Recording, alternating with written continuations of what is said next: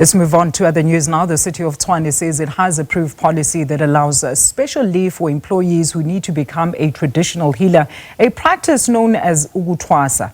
The Traditional Healers Organization has welcomed this move, urging other government institutions and the private sector to also follow suit. Dubbed as the bold and historic step, the city says it's a movement, or it's a moment that will forever be remembered as a turning point in municipal governance. It also believes that government should start honouring this kind of special leave, as it cannot be associated with annual leave days or misunderstood for absenteeism.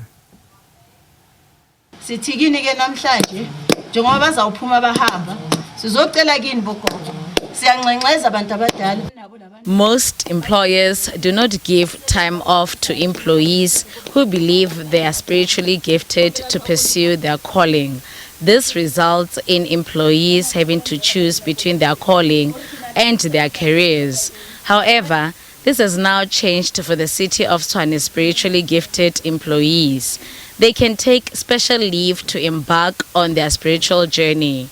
Puseletso Musime, a senior personnel administrator, also known as Nkhonometsing, her spiritual name, says being a healer in the workplace hasn't been an easy journey.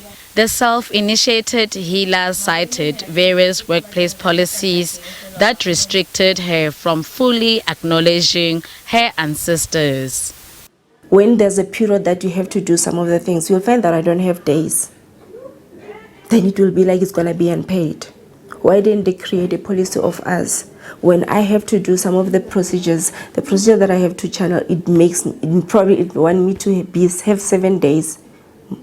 Most of the time it's 7 days on our days. 7 days we'll find that I don't have to wear clothes, I don't have to wear shoes, stuff like that. To them I can't come to work with not having shoes.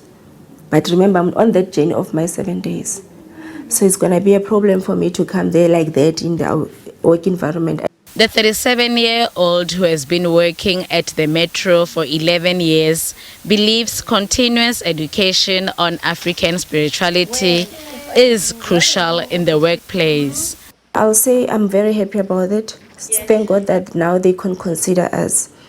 What I tell during that leaves, even if I've been twasa, come back to work, sometimes when I say that 7 days process, remember other prophets, it's not all of them that have got the sick notes.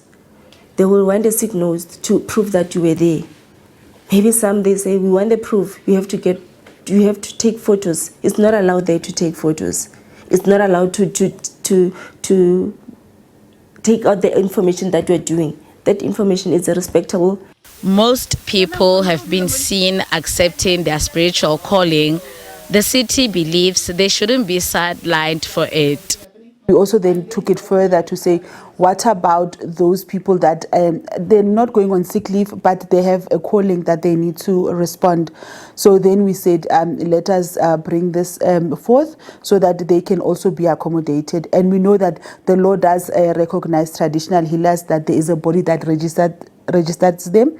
So the city, as much as we are able to accept medical certificates from your doctors, we will also be able to accept that medical certificate from the traditional healer. I think it was very important that we have to have this, because we have seen lately that people are now, as a country, we've come a long way. 30 years after democracy, people are becoming themselves, and them becoming themselves, they are starting to embrace them being African. The Traditional Healers Organization says it has been waiting for years for such a milestone.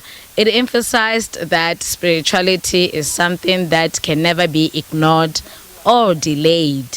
For Tshwane, for them to start saying we acknowledge the spirituality within our employees, that alone says big about the municipality itself.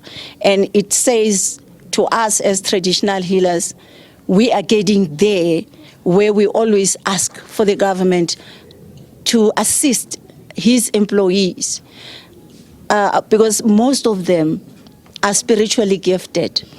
And you'll find that it's a bit difficult for them to practice or to undergo the initiation process due to the restrictions that they have, especially if they don't have the knowledge of what is it exactly that is happening at the initiation schools or in the institutions of healing, the healing process of that particular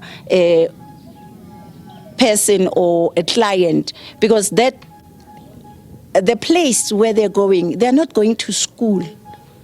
It's a sacred place where healing and mentoring is very important.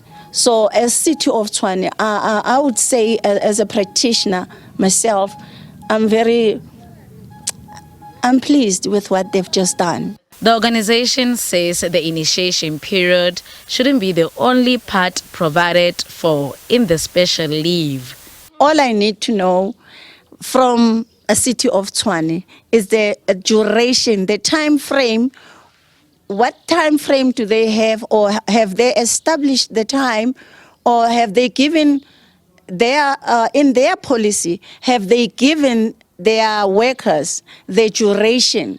Or how long will you be initiated, and how long will you stay with the gobela or that traditional doctor that is busy with you, helping you, grooming you spiritually and all that?